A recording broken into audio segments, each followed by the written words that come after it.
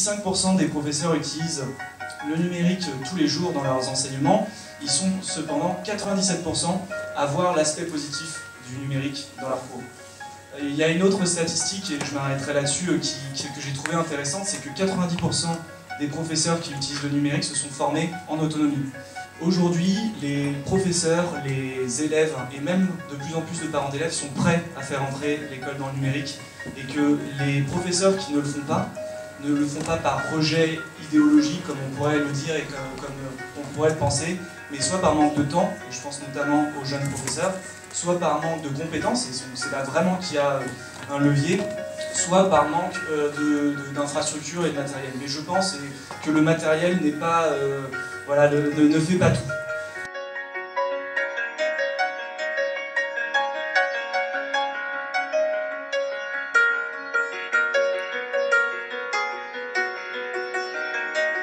Bonjour Youssef Raoui. Bonjour. Tu es président de la société Mad Max qui vient d'organiser une conférence intitulée Numérique et pédagogie de projet, Osons innover, au labo de l'édition à Paris. Tout d'abord, quels étaient les objectifs de cet événement?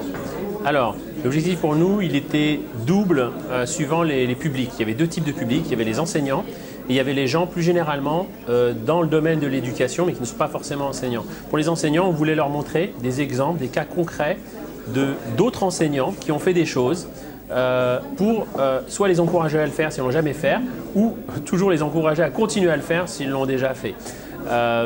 Et parce que je pense que ce n'est pas assez diffusé les pratiques pédagogiques numériques alternatives. Et ensuite, il y a tous les gens qui ne sont pas enseignants en tant que tels, mais qui sont dans l'éducation, des DAN, des directeurs d'établissement, des gens du ministère qui étaient là.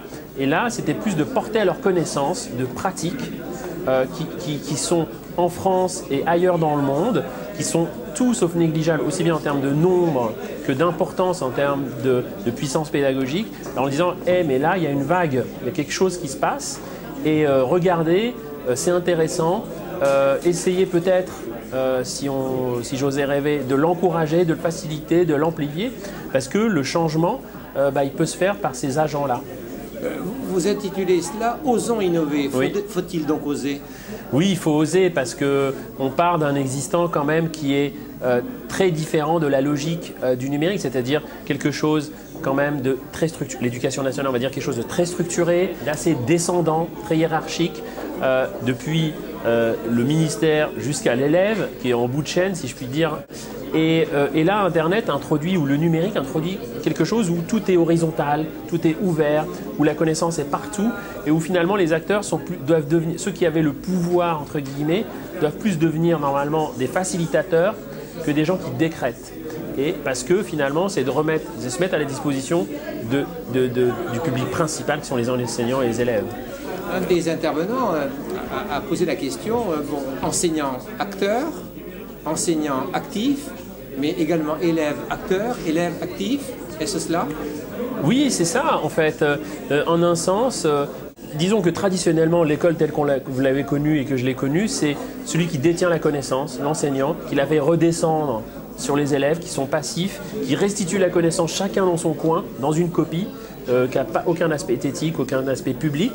Et tout d'un coup, le numérique permet de casser complètement ça. C'est-à-dire que tout d'un coup, l'enseignant peut dire ok, le cours, vous pouvez le faire vous, par exemple ce qu'on a vu avec Transimook, faites-le vous, ou même avec les journaux scolaires.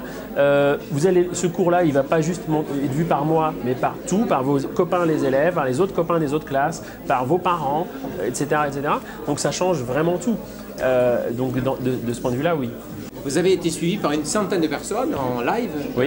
C'est quand même un succès au départ. Quand même. Vous aviez envisagé ce nombre de personnes susceptibles de suivre?